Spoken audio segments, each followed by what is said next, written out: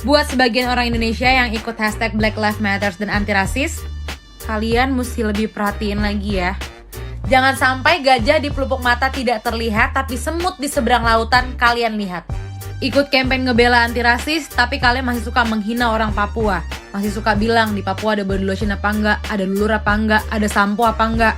Gak usah sosok anti rasis kalau sama saudara sebangsa setanah air aja masih suka ngediskriminasi, masih suka rasis. Sering sekali kami mengalami rasisme, diskriminasi itu kami sudah sangat sering sekali. Yang terjadi di sekitar lingkungan dan bahkan sampai di kampus-kampus juga.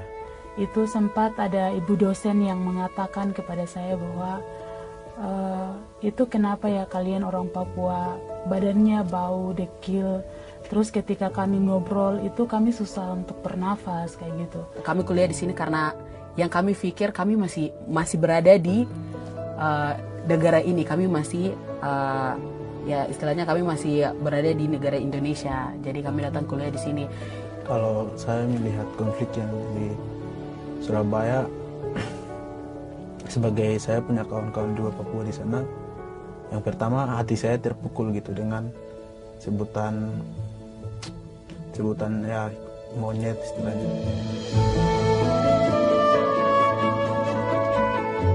Perkenalkan, nama saya Matius Wonda. Perkenalkan, nama saya Anastasia Marian. Perkenalkan, nama saya Ika Mulaid. Perkenalkan, saya Mikael Dabi. Awalnya karena ekonomi keluarga susah, mau mendaftar di kuliahan susah. Tapi karena bersyukur waktu itu ada tes, akhirnya saya ikuti tes itu, akhirnya saya mendapatkan beasiswa. Lalu saya kuliah di Jakarta sini. Sempat saya cerita ke bapak saya kalau saya ingin kuliah di Jakarta. Dan pertanyaan pun sama disampaikan, kalau mengapa kamu kuliah di sana seperti itu. Dan jawaban saya ingin punya pengalaman yang lebih baru dan lebih baik lagi di sana. Karena melihat dari setiap persoalan yang selalu terjadi di atas tanah Papua ini, membuat konsentrasi kita untuk belajar ini akan berkurang. Jadi kalau yang saya senang dari Jakarta, ya hal-hal baru yang saya tidak tahu di Papua, hal-hal baru yang tidak ada di sana, itu bisa saya dapatkan di sini, pelajaran baru. Saya bisa banyak belajar dari kawan-kawan di Jakarta, karena satu hal soal rasisme sendiri gitu. Karena saya bisa ketemu kawan-kawan yang kulit putih, sedangkan saya hitam.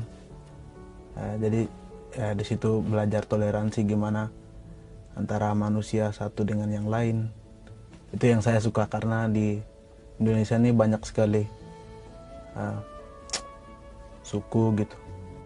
Papua itu indah dan orang Papua itu tidak rasis, dan masyarakat di sana itu sangat rukun sekali. Dan kami masyarakat Papua itu kami terbuka.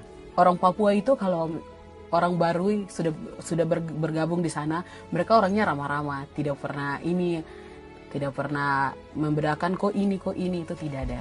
Maksudnya kamu dari Jawa jadi kalian beda, tidak. Di sana tuh kita saling sayang. Hal kasih itu di Papua sangat sangat besar. Kawan-kawan Indonesia sendiri tidak tahu Papua itu berapa suku, berapa bahasanya, dan juga seberapa luas. Sehingga di sini saya mau katakan bahwa Papua tuh ada Papua Barat dan Papua, tetapi di sini kami satu. Dan kalau mau dibilang Papua indah dan tidak, saya berharap untuk kalian bisa datang ke Papua sendiri dan menyaksikan bagaimana di tanah Papua ini sendiri indah atau tidak, bisa langsung datang ke tanah Papua. Sebenarnya rakyat Indonesia banyak juga yang sadar untuk soal Papua gitu, soal Papua. Tetapi satu hal yang membuat rakyat Indonesia untuk selalu sama-sama dengan Papua. Karena kita tahu saja bahwa Papua itu istilahnya surga bagi Indonesia. Jadi tolong hargai kami sebagaimana manusia.